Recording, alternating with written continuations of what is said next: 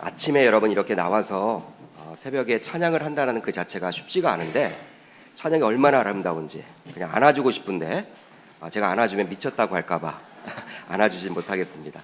얼마나 감사합니까 여러분. 다시 한번 우리 한번 큰 박수 하겠습니다. 그냥 마음의 평안이 오는 것 같아요. 정말 평화로다 하는데 마음의 평화를 하나님이 주신 것 같습니다. 저는 오늘 이렇게 새벽에 많은 분들이 나오셨는데요, 6월 기도회 11조를 시작하면서 한번 따라하겠습니다. 이 시대 희망 교회. 이 기도회 11조는 여러분 시리즈 설교를 해야 되기 때문에 이제 목사의 입장에서는 쉽지만은 않습니다. 근데 부흥회가 여러분 매달 있는 거잖아요. 우리가 주일 설교도 물론 중요하지만 또 그만큼 사모하며 갈급하는 심령이 있기 때문에 새벽마다 부흥회를 해야 되니까 이 목회자 입장에서도 참 준비하는데 쉽지만은 않습니다. 근데 기도하는 가운데 참 교회가 중요한데 우리 성도님들이 바쁜 일상 속에서 좀 교회를 놓치고 살지 않나 그런 생각을 주셨어요. 다소 어려울 수도 있지만 주일날 말씀은 어려우면 안 되잖아요. 쉬워야 되는데 또 기도회 11조는 그래도 사모하는 분들이 나오셨기 때문에 이 에베소서 말씀을 가지고 한번 은혜를 받기를 원합니다. 오늘은 이 본문의 말씀을 가지고 하나님 나라로서의 교회란 제목으로 은혜를 좀 나누고자 합니다. 초등학교 교과서를 보게 되면요, 나라에 이 3대 요소가 있다고 합니다. 나라, 그러니까 국가의 3대 요소가 있습니다. 첫 번째 무엇입니까 여러분? 바로 영토라 그래요. 그러니까 영토가 있어요. 땅이 있어야 돼요. 다음으로는 무엇일까요? 그 영토에 살고 있는 국민, 백성들입니다. 마지막으로 여러분 무엇일까요? 바로 누가 통치를 하느냐, 주권이 누가 있느냐, 이 통치, 주권이라고 이야기를 해요. 그러니까 우리가 어릴 적부터 배웠던 것이 바로 무엇이냐면 나라의 3대 요소는 바로 이 영토와 이 백성들과 그리고 마지막 통치다. 이런 것들을 많이 들어왔어요. 그렇다면 이러한 관점으로 보게 되면 하나님 나라, 이 킹덤 오브 갓이라고 하는 이 하나님 나라도 마찬가지입니다. 세 가지 요소가 있겠죠. 첫 번째 무엇입니까 여러분? 첫 번째 무엇이에요? 한번 따라합니다. 영토. 두 번째 무엇입니까? 이제 백성. 한번 따라합니다. 백성. 세 번째 무엇입니까 여러분? 주권. 통치를 누가 하느냐. 우선 영토에 대해서 살펴보면 이 하나님 나라의 영토는 어디냐? 창세기 1장을 보면 나와 있는데 하나님께서는 세상을 창조하셨어요. 창세기 1장 1절을 보면 어떻게 나와 있습니까? 태초에 하나님이 천지를 창조하셨다. 하나님께서는 하늘과 땅 자체를 만드셨다라고 이야기를 합니다. 우리는 보통 이렇게 지구 안에 머물고 있기 때문에 내 눈으로 보여지는 이 땅 그리고 하늘만을 여기는데요, 여러분 우주 이 대기를 밖에 나가보면요, 이 과학자들이 그런 이야기를 해요. 물리학자들이 그런 이야기를 합니다. 이 지구만한 여러분들 이런 행성들이 얼마나 많은지 모른대요. 그러니까 우리가 여러분들 항상 생각하는 것은 우리 그런 머릿속에 있는 이 관점을 가지고 하나님을 자꾸 보려고 하기 때문에 이 하나님을 볼 수가 없는 거예요. 근데 우리는 피조물이고 하나님은 창조주십니다. 그 큰 창조주를 어떻게 피조물인 우리가 다 살펴볼 수가 있겠습니까? 하나님께서는 하늘과 땅 자체를 만드셨어요. 특별히 창세기 1장 31절을 보면요, 이렇게 기록을 하고 있죠. 하나님이 지으신 그 모든 것을 보시니 보시기에 어떻다? 심히 좋았다. 하나님께서는 자신이 창조하신 것을 보시며 심히 좋았다라고 언급하고 있어요. 즉 하나님이 보시기에 심히 좋은 세상이었음을 알 수 있는 것이죠. 또한 하나님께서는요, 그 세상에서 살아갈 사람도 만드셨습니다. 이제 바로 백성 부분인데 창세기 1장 27절을 보면 어떻게 기록을 하고 있습니까? 이렇게 기록을 하고 있죠. 하나님이 자기 형상, 곧 하나님의 형상대로 사람을 창조하시되 남자와 여자를 창조했다. 할렐루야. 여러분, 이 남자와 여자를 창조했다, 이 부분 때문에 아주 중요한 거예요. 여러분, 남자와 여자밖에 성이 없습니다. 하나님께서 만드신 게. 남자와 여자를 창조했다라고 분명히 기록을 하고 있죠. 누구에 따라 만들었습니까? 자신의 형상에 따라서. 하나님은 자신의 형상을 닮은 사람을 창조했고요, 이 남자와 여자는 이제 부모를 떠나서 가정을 이루도록 만드셨어요. 마지막으로 하나님 나라는 하나님의 주권, 즉 통치로 세워지고 유지된다라고 이야기를 해주고 있어요. 여러분 창세기 2장 15절로 17절을 보면 이렇게 기록을 하고 있죠. 여호와 하나님이 그 사람을 이끌어 에덴 동산에 두어 그것을 경작하여 지키게 하시고 여호와 하나님이 그 사람에게 명하여 이르시되 동산 각종 나무의 열매는 내가 임의로 먹되 선악을 알게 하는 나무의 열매는 먹지 말라. 내가 먹는 날에는 반드시 죽으리라. 할렐루야. 이런 말씀을 하셨어요. 즉 하나님께서는 에덴 동산을 창설하셨고요. 룰을 정하셨습니다. 규칙을 정하셨어요. 어떤 규칙을 정하셨습니까? 이 남자와 여자에게 선악을 알게 하는 과실의 열매는 따먹지 말라. 먹으면 정령 죽으리라. 반드시 죽으리라. 이러한 룰을 정하게 되었습니다. 여러분 그 룰이 바로 법이라고 이야기를 하시면 될 것 같아요. 우리는 지금 대한민국 이 헌법 안에 살아가고 있지 않습니까? 여러분 대한민국도요 이 나라이기 때문에 분명히 영토가 있고 또 국민이 있고 통치가 있어요. 근데 나라라는 개념에서 가장 중요한 것이 바로 무엇이냐면 영토도 물론 중요하고 그 안에 살아가는 백성들도 중요하지만 누가 통치하느냐, 그거에 따라서 그 나라의 그 관점, 뭐라 해야 될까요? 그 나라가 움직이는 그런 방향이 달라지게 된다는 거예요. 여러분 대한민국은 대통령 되지만 어떻게 헌법에 기록되어 있냐면 대한민국 헌법 1조의 제2항으로 구성이 되어 있는데 이렇게 기록을 하고 있어요. 대한민국은 민주공화국이다. 대한민국의 주권은 국민에게 있고 모든 권력은 국민으로부터 나온다. 이렇게 기록을 하고 있어요. 여러분 이 대한민국은 누가 통치하는 거예요? 한마디로 대통령제이지만 대통령이 통치하는 것이 아니라 바로 누가 통치한다라고 법에 명시되어 있습니까? 국민. 우리가 투표를 통해서 심판을 하잖아요. 이 투표라는 게 바로 심판이거든요. 투표에서 여러분 표를 많이 얻어야지만 다스릴 수 있는 권리가 주어지는 거예요. 그렇기 때문에 직접 투표를 하게 되죠. 이 국민에게 권력이 달려있다. 근데 하나님 나라는 여러분 누가 다스리는 것입니까? 이 백성들이 다스리는 것이 아니라 누가 통치하는 거예요? 하나님. 그렇기 때문에 하나님 나라는 완벽할까요? 불완전할까요? 완전하겠죠. 왜? 하나님이 통치자시니까. 그분은 창조주시고 우주 만물을 다스리시고 전지전능하시고 무소불위하시고 못할 것이 없는 분이기 때문에 그분이 통치한다라는 것은요, 여러분 이 틈이 없다라는 거예요. 여러분 아무리 대통령이 훌륭하다라고 할지라도 여러분 틈이 있습니까? 없습니까? 연약한 부분이 다 보이죠? 보여요. 사람이기 때문에. 죄를 타고나 있기 때문에.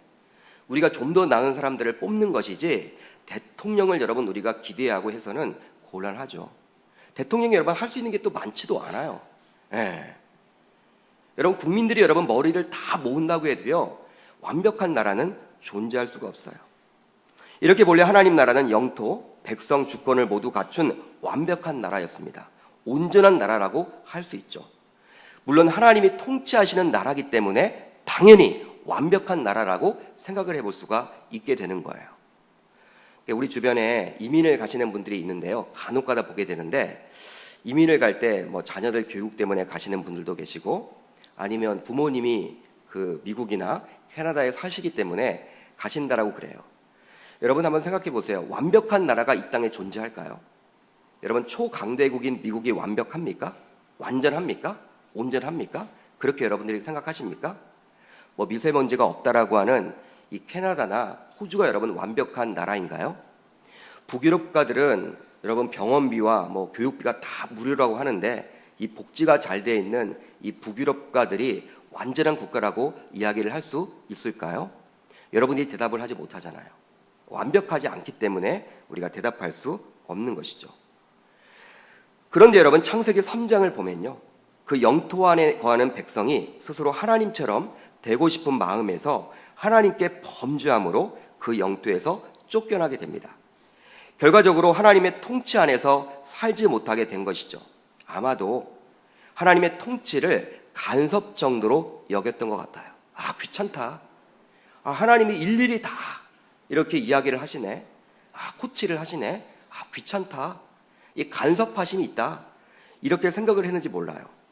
이 간섭으로 여겨서 그런지는 몰라도 아담과 여자는 그 간섭에서 벗어나고픈 마음도 있었을 것입니다. 그렇게 사탄인 뱀이 와서 유혹하자 그 유혹에 넘어가게 돼버려요. 결과적으로 아담과 여자가 에덴 동산에서 쫓겨나게 되므로 하나님 나라는 이제 그 구성 요소 가운데 그 안에 거하는 백성들이 사라지게 된 거예요. 여러분, 진정한 의미로서 이 세 가지 요소를 다 갖춰야지만 나라라고 이야기를 했기 때문에 이제 하나님 나라의 백성들이 사라지게 된 것이죠. 그렇기 때문에 엄밀하게 이야기하면 이제 나라의 모습을 갖추지 못하게 된 것입니다. 그렇다면 교회와 하나님 나라는 어떤 관계에 있을까? 목사님이 새벽부터 하나님 나라 이야기를 하는데 이 하나님 나라와 과연 교회는 무슨 관계에 있을까? 여러분, 관계가 있습니다. 이제부터 여러분들이 살펴보시면 됩니다. 여러분, 먼저 교회는 무엇입니까? 여러분들에게 묻습니다. 교회는 무엇이라고 생각을 하십니까? 바로 교회는 건물 혹은 조직이 아니고 바로 예수 그리스도를 구주로 고백하는 우리 자신이에요. 그러니 바로 이 자리에 예배하는 저와 여러분들이 바로 교회인 것입니다. 교회에 대해서 잘 모르시는 불신자들은요, 교회하면 무엇을 떠올립니까? 바로 건물을 떠올려요. 계명교회 하면 이 계명교회 예배당을 떠올리죠. 그런데 신자임에도 불구하고 교회 정의를 제대로 모르는 분들은요, 그냥 이 예배당, 이 교회만을 떠올리는데 성경적인 원리는 그게 아니에요. 성경에서 이야기하는 교회는 이 건물의 모습이 아니라 바로 저와 여러분들입니다. 저와 여러분들이 바로 교회입니다. 한번 따라합니다. 나는 교회 대표주자다. 여러분, 여기에 계신 분들이 다 합쳐져야지만 우리 계명교회가 되는데 그 가운데 여러분들은 바로 대표주자예요. 왜 그럴까요? 이 새벽에 나오셨기 때문에. 주일에 여러분 얼마나 많이 나와요. 근데 그 가운데 뽑고 뽑아서 하나님이 이 자리에 보내주셨기 때문에 여러분들은 바로 대표주자라고 생각을 해볼 수가 있습니다. 여러분, 바로 우리가 교회란 말이에요. 여러분들 가운데 대부분은 아마 주일날 이게 교회 나오시고 또 봉사도 하시지만 대부분의 분들은, 저는 여러분 교회에서 지내는 시간이 훨씬 많겠지만 여러분들의 대부분은 직장에서 또 가정에서 학교에서 삶 속에서 보내는 시간이 훨씬 많을 것입니다. 그러니까 여러분들이 교회이기 때문에 여러분들이 어떻게 하느냐에 따라서 계명교회가 칭찬을 받을 수도 있고 욕을 먹을 수도 있는 거예요. 다른 게 아니에요, 여러분. 우리가 어떻게 행동을 하느냐에 따라서. 왜? 내가 교회이기 때문에. 그렇기 때문에 정말 여러분, 우리가 이 땅에서 그리스도인으로서 잘 살아야 하는 것이죠. 그러나 교회는 바로 주는 그리스도시요 살아계신 하나님의 아들이라고 고백하는 저와 여러분들이 바로 교회이기 때문에 바로 우리 자신이 정말 중요하다. 제가 다시 한번 말씀을 드립니다. 그런데 여러분, 우리는 하나님 나라에 거해야만 하는 백성들입니다. 여러분, 아멘입니까? 하나님 나라에 거해야만 하는 백성들이에요. 따라서 교회는 하나님 나라가 이 땅에 임하여 구원받는 사람들, 곧 하나님 나라의 백성들을 이야기하는 거예요. 그러므로 교회에 대해서 알고자 한다면 이 하나님 나라에 대해서 먼저 알아야만 합니다. 교회는 하나님 나라가 임한 결과요, 그 나라가 이 땅에서 역사하고 있다라는 증거이기 때문이죠. 이제 하나님 나라를 드러내는 이 교회에 대해서 좀 더 살펴보고자 합니다. 먼저 하나님은 예수 그리스도를 통하여서 하나님 나라를 온전하게 회복시키십니다. 한번 따라합니다. 하나님은 예수 그리스도를 통해서 하나님 나라를 온전하게 회복시키십니다. 전 인류의 대표인 아담은요, 스스로 세상의 왕이 되려고 했어요. 즉 하나님과 같이 되려고 했습니다. 그렇게 하나님의 뜻을 거역하게 돼요. 여러분, 하나님 나라의 통치는 누가 하는 거예요? 하나님이 하시는데 이 아담이 자신이 통치를 하려고 했던 거예요. 그러니까 자신은 백성으로만 살아야 하는데 그 통치조차도 누가 하려고 했다? 자신이 하려고 했다라는 거예요. 그렇기 때문에 결국 하나님의 뜻을 거역하게 되죠. 그로 인해서 사람은 하나님 나라에서 쫓겨나게 되었고 그 나라에서 누리던 모든 복을 잃어버리게 되었습니다. 하나님 나라의 거함으로 얻는 복들이 많았거든요. 바로 어떤 복들이 있을까요? 하나님께서 안보를 해주시죠. 또 안락함을 주시죠. 또 평안을 주시죠. 고통이 없습니다. 죽음조차도 없는 하나님의 모든 것들을 책임지는 유토피아가 바로 이 에덴 동산 하나님 나라였어요. 영원한 삶을 누리며 살 수 있는 그 복을 놓치게 된 거예요. 그 이후로 그 땅은 더 이상 진정한 하나님 나라라고 볼 수 없게 된 것이죠.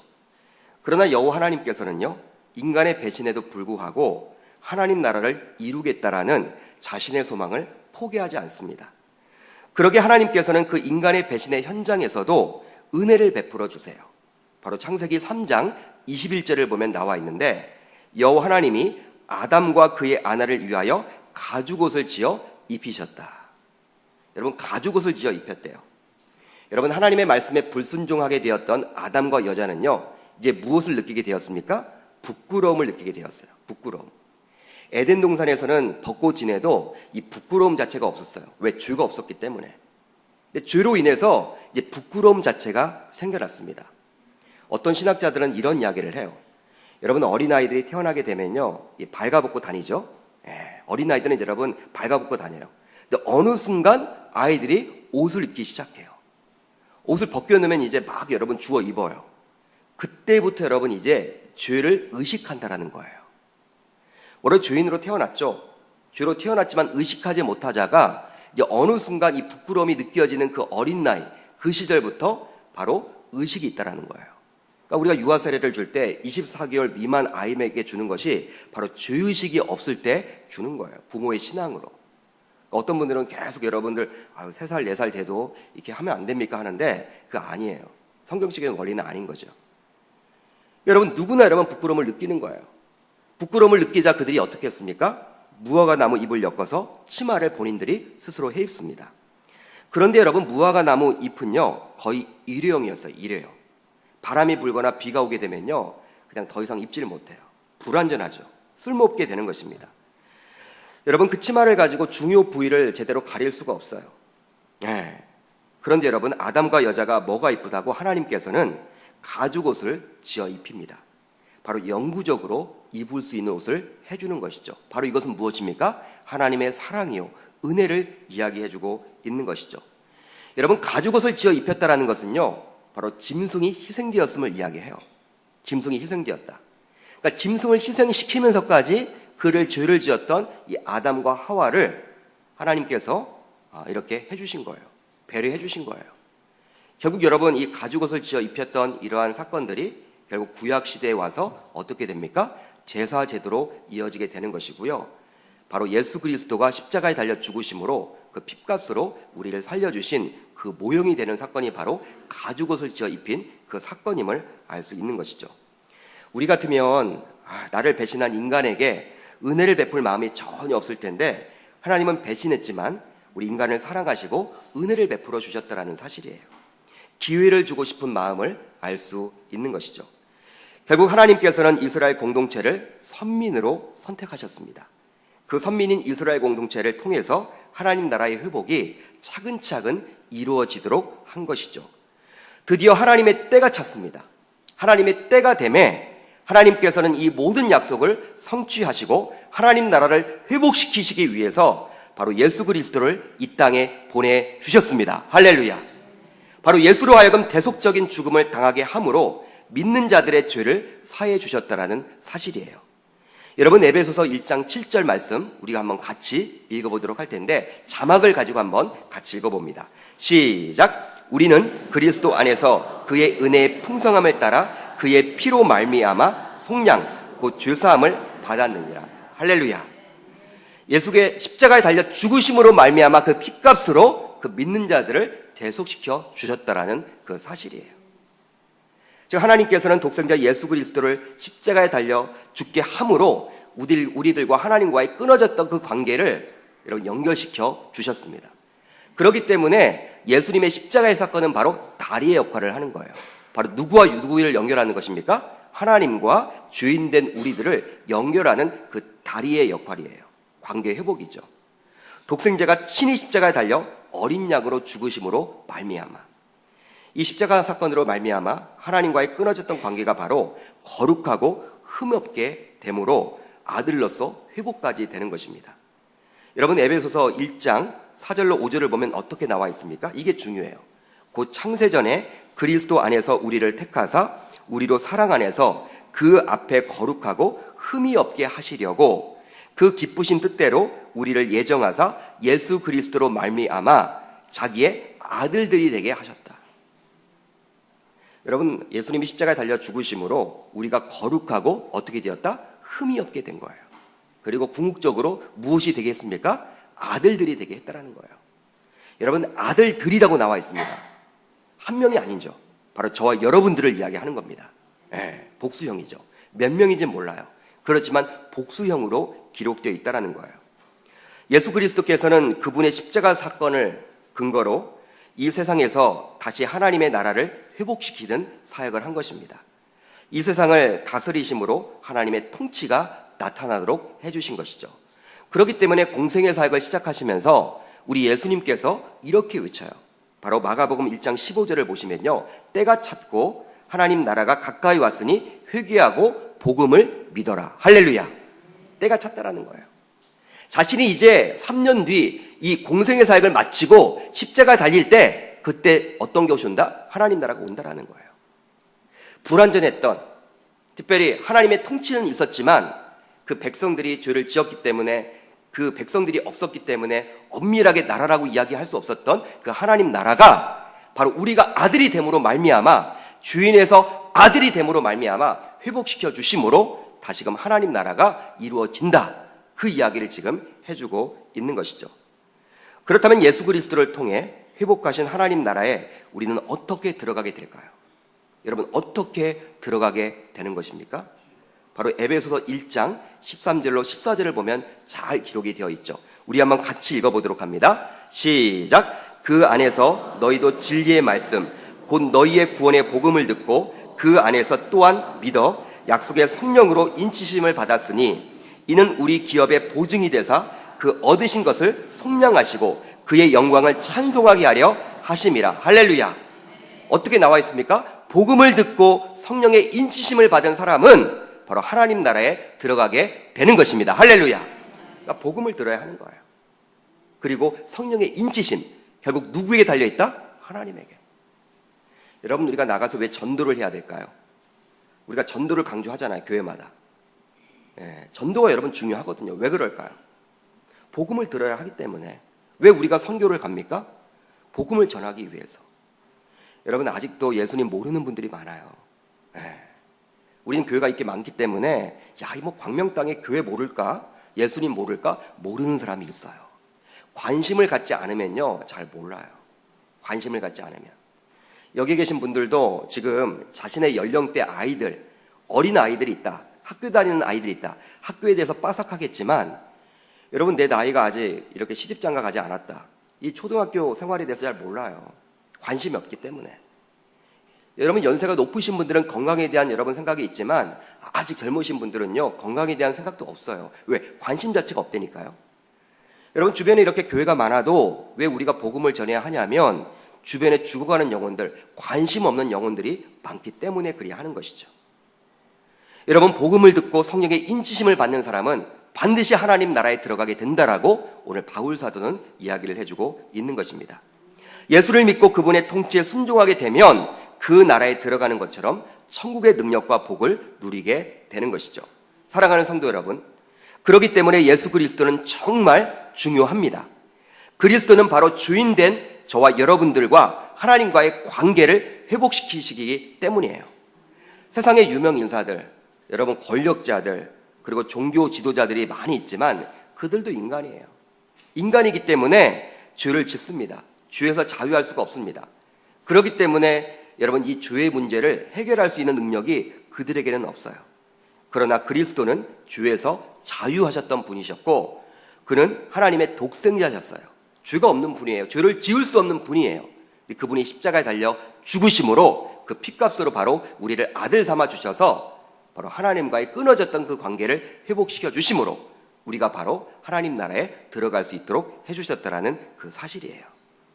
하나님 나라를 회복시키고자 독생제까지도 내주신 그 하나님의 깊은 사랑과 은혜를 우리는 깨닫게 되는 것이죠.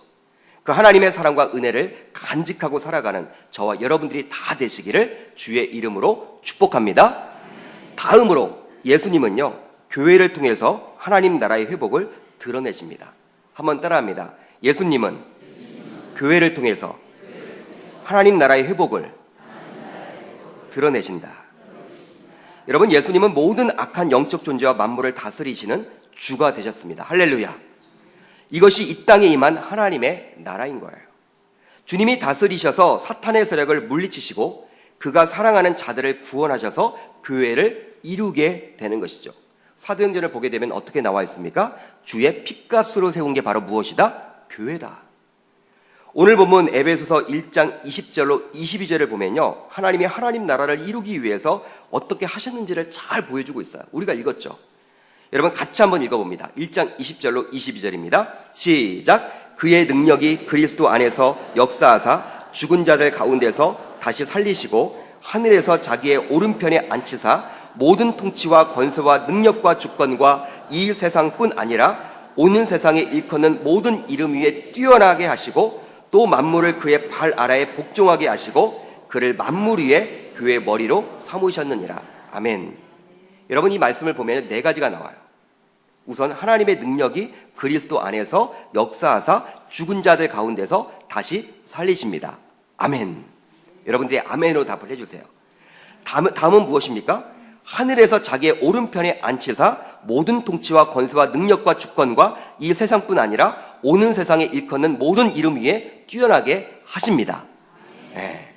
다음으로 또 만물을 그의 발 아래에 복종케 하셨습니다. 마지막으로 그를 만물 위에 교회의 머리로 삼으셨습니다. 할렐루야. 이 네 번째가 제일 중요해요. 여러분, 교회의 머리가 누구라는 거예요? 그리스도. 그리스도. 여러분, 머리라는 것은 무엇입니까? 바로 통치예요. 통치. 그러니까 교회를 통치하는 게 바로 누구다? 예수 그리스도. 여러분, 교회 운영은 사람이 하는 게 아닙니다. 그러니까 교회는 신본주의죠. 민주주의가 아니에요. 어떤 분들은 잘못 오해를 해서 교회는 이 민주적으로 성도들이 하는 것이다 라고 생각을 하는데 그게 아니에요. 다수결의 원리를 하게 되면요, 교회는 하나님의 뜻을 분별할 수가 없어요. 다수결의 원리가 여러분 다 좋은 게 아니거든요. 하나님이 에덴 동산을 처음 만드실 때 이 아담과 상의하지 않았어요. 하나님이 하셨지. 예, 그게 바로 신본주의입니다. 그러니까 말씀이죠. 그러니까 그리스도가 여러분 바로 통치권을 가지고 살아가는 거예요. 오늘 본문 에베소서 1장 23절 상반절을 보면요, 이렇게 기록을 하고 있어요. 교회는 그의 몸이다. 교회는 그리스도의 몸이라고 나와 있습니다. 이렇게 교회와 주님은 떼려 뗄 수 없기 때문에 교회 안에는 무엇이 있습니까? 바로 에베소서 1장 23절 하반절을 보면 나와 있는데 만물 안에서 만물을 충만하게 하시는 이의 충만함이니라. 할렐루야. 이렇게 나와 있어요. 충만함이래. 충만함. 여러분, 흘러넘치는 거예요. 예수님은 주님이 되셔서 만물을 충만하게 하시는 일을 하고 계십니다. 만물은 본래 창조되었을 때 충만함이 있었죠. 풍성함이 있었죠. 아름다움이 있었습니다. 그렇지만 죄로 인해서 얼룩지어서 이제는 풍성함이 없고 여러분 이제는 항상 헐벗고 굶주리는 그런 삶을 살아가게 되는 거예요. 여러분, 이 땅에 살아가면서 고통이 있습니까? 없습니까? 있어요. 있어요. 에덴 동산에서는 고통이 없었는데 하나님 나라에는 고통이 없거든요. 그렇지만 현실은 고통이 있더라도 이제 교회를 통해서 그리스도가 다스리시는 이 교회 안에 우리가 머물게 된다면 바로 그분께서 우리의 고통을 다시금 충만케 하신다라고 오늘 본문은 이야기를 해주고 있는 것이죠. 이것이 바로 만물을 충만하게 하시는 것인데요, 바로 그리스도가 하시는 것입니다. 그런데 이러한 충만이 이미 교회 안에 있다라고 오늘 본문은 이야기를 해요. 즉 이렇게 충만한 교회를 보면 하나님 나라가 과연 어떨지 미리 내다볼 수 있는 것이죠. 즉 막연한 하나님 나라를 교회를 보므로 잠시나마 알 수 있는 것입니다. 여러분, 우리가 하나님 나라를 보면요, 막연하잖아요. 천국 하면 여러분 개념이 막연해요. 근데 교회의 모습을 보면 돼요. 교회. 물론 불완전합니다. 이 땅의 지상교회는. 그렇지만 요소를 갖추고 있다라는 사실이에요. 교회의 머리가 그리스도라고 했기 때문에 교회는 그리스도가 주인이에요. 그렇게 그리스도로 말미암아 교회는 계속해서 충만해질 수가 있는 것입니다. 어떤 프로그램으로 충만해지지 못해요. 바로 그리스도가 계셔야 하는 것이죠. 여러분, 우리가 소그룹 모임을 하더라도 이제 우리가 구역을 하고 있지 않습니까? 그 안에 누가 계셔야 돼요? 그리스도. 그리스도. 여러분, 우리가 그냥 세상 이야기만 하고 그냥 속으로 맞춰지게 되면요, 세상의 마실과 똑같은 거예요. 그렇지만 그 안에 그리스도가 계셔야 해요. 물론 개인적인 얘기도 할 수 있겠죠. 그렇지만 끝날 때는 항상 기도하고 그리스도의 이름으로 끝내줘야 하는 거예요. 그것이 바로 여러분, 바로 영적인 원리라는 사실이죠. 그렇습니다. 교회가 지속적으로 충만하게 되려면 머리인 그리스도, 즉 주인인 그리스도에게 순종해야 하는 거예요. 그분의 뜻에 맞추어 나아간다면 교회는 지속적으로 충만할 수가 있게 되는 것이죠. 사랑하는 성도 여러분, 분명한 것은 신자라면 교회를 사랑해야 합니다. 왜냐하면 그 교회를 통해서 예수님이 하나님 나라의 회복을 드러내기 때문이죠. 따라서 우리가 보기에 별 볼 일 없고 비난받아 마땅하다는 그러한 교회일지라도 세상 사람들은 다 손가락질을 하고 있더라도 우리만큼은 바로 예수님을 바라보아서도, 여러분 예수님 생각을 통해서도 알 수 있듯이 바로 우리가 손가락질을 하거나 해서는 안 된다는 거예요. 왜 그럴까요? 예수님이 그 교회도 영광스럽게 보시기 때문이죠. 그렇기 때문에 우리는 교회를 사랑해야 하는 것입니다. 세상 사람들은 교회를 비난해요. 그렇지만 이사백에 나오는 저와 여러분들만큼은 안타까운 마음을 가지고 기도해야 될 줄 믿습니다. 충만해야 될 기도가 바로 비난을 받는 현실에 대해서 마음 아파하셔야 하는 거예요. 사도 바울은 누구보다도 이런 영적 원리를 잘 알고 있었기 때문에 에베소서 1장을 보면 잘 설명을 해주고 있어요. 창세전부터 시작된 하나님의 그 경륜, 거대한 구원 경륜이 바로 교회로 맞춰지게 된다. 여러분, 에베소서가 바로 교회론에 관련된 책 아닙니까? 말씀이에요. 바로 교회로 끝나게 된다는 거예요. 저는 개인적으로 정말 어려운 교회에서 사역을 해본 경험이 있습니다. 여러분, 지금 생각으로 보면요, 참 하나님의 은혜다라고 생각을 해봐요. 그 교회에 속한 성도님들의 직장, 사업장, 가정, 그리고 삶의 현장도 교회가 어려워지니 모두 영향을 받게 되었음을 제가 철저하게 보게 되었어요. 그만큼 신자에게 있어서 교회만큼은 떼려야 뗄 수가 없다는 거예요.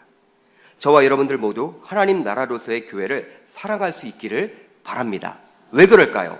예수님이 자랑스러워하고 사랑하시기 때문에, 그 교회를 통해서 하나님 나라를 보여주시기 때문에, 회복시켜 주시기 때문에, 예수님을 바라보시더라도 저와 여러분들만큼은 이 주님의 그런 말씀을 꼭 붙드셔서 정말 교회를 사랑할 수 있는 저와 여러분 되시기를 주의 이름으로 축복합니다.